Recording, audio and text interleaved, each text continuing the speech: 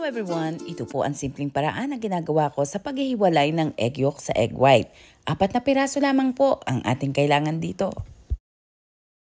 Ngayon naman po ay ating haluin. Mas maganda po na wire whisk ang ating gagamitin para mas mabilis ang ating paghahalo. At syempre, 1 teaspoon ng vanilla.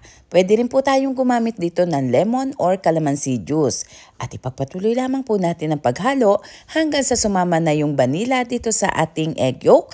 At ngayon naman, isang lata ng 354 ml na evaporated milk. Pwede po kayong gumamit dito ng kahit anong brand. At ang condensed milk naman po ay isang lata na 300 ml. Ito po ay ilagay natin habang sinasabayan ng paghalo. Kung yung isang lata po ng condensed milk ay medyo matamis para sa inyo, ay pwede nyo naman po itong bawasan. At meron din po ako ditong Magic Leche Plan Mix. Mas maganda po nalagyan natin ito para lalong sumarap itong ating gagawing dessert. Tuloy-tuloy lamang po ang ating paghalo habang ito ay ating inilalagay. At pwede rin po kayong gumamit ng kahit anong brand.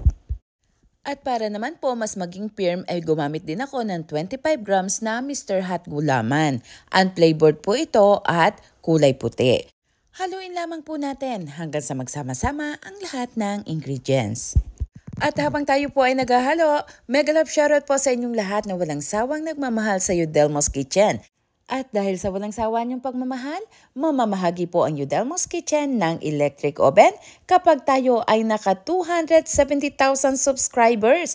Malapit-lapit na po yan, kaya huwag niyo pong kalimutang mag-subscribe, comment, watch, and syempre, i-like and share ang ating mga video para kayo po ay makasali sa ating parapol. So ayan, kapag naisa lang na po natin, ay i-turn on naman natin ang apoy sa medium low heat lamang po, at least mga number 3. At ang paghalo po natin dito ay continuous lamang. Huwag niyo pong titigilan para po maiwasan yung pagbubuo-buo. At kapag ganito po na umuusok na or kumukulo na siya ng konti, ay pwede na po tayong mag-start ng timer hanggang 5 minutes. Lulutuin lamang po natin ito ng 5 minutes. Again, uulitin ko po ang start ng timer ay kapag kumukulo na ng konti itong ating mixture.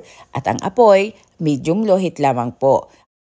Pagkaraan naman po na 5 minuto ay pwede na po natin itong hanguin. Ngayon naman ay pwede na po natin itong isalin sa isang molder. Pwede po kayong gumamit ng kahit anong klase ng container dito or molder na inyong paglalagyan. At ngayon naman, meron po ako ditong 2 cups na tubig. Lagyan po natin ng 25 grams unflavored Mr. Gulaman na kulay puti o kaya clear. Haluin lamang po natin. Ang apoy po natin dito ay medium heat naman. So ipagpatuloy lang din po natin dito yung paghalo. Ngayon naman po ay samahan natin ng kalahating cup na ube condensed milk. Yung dami po ng ube condensed milk na ating ilalagay ay depende sa tamis na inyong gusto. Pwede po kayong magdagdag at pwede rin naman na magbawas. Patuloy din po ang ating paghalo dito at atin lamang pakukuluan ng mga 2 hanggang 3 minuto.